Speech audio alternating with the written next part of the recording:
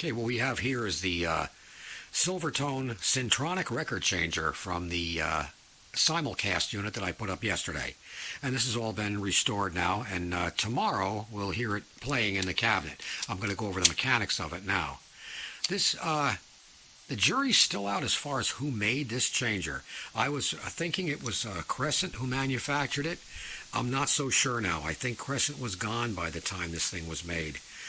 This was made, the final assembly was February of 1960.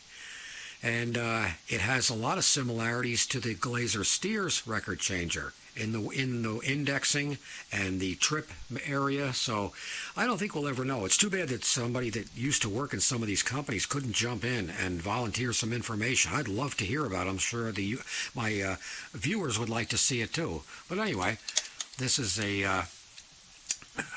You see the flag back here, which comes up, and nothing hit the flag, so it knew it was a 7-inch record. I have the needle guard on it so it won't get scratched up, because we don't have an amplifier on it right now. And we get to the end of the record, because the balance arm is all the way down now. It'll know to shut off.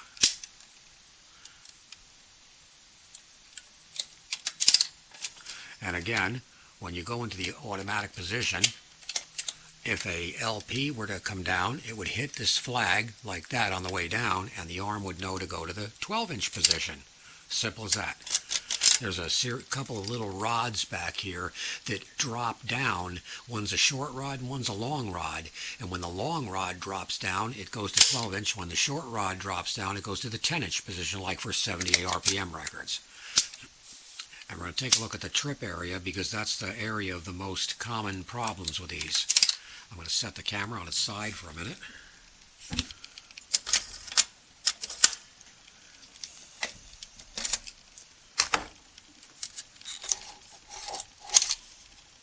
Okay, now we're back again. Now, you notice here, this has got a cam wheel that is in the play position right now. Nothing's engaged. What happens when you push this thing into reject, down here, I'm going to move this into the reject position, it throws the cam wheel down, and that engages in the little teeth in the bottom of the turntable. Now, I'm going to put this back into the play position here. The trip part, when it gets to the end of the record, the arm, the little, see back there, that's attached to the bottom of the arm by the counterweight. That pushes the rod, and the rod, in turn, pushes this part right here until it gets to the little barb on the bottom of the turntable here. That kicks it into the trip mode. Oh, we have a cat. Yes, we have a cat. What, you finally woke up? Yeah, you wake up when I'm starting to do a video. Well, you're not going to get in here now. Anyway, these things do get sticky.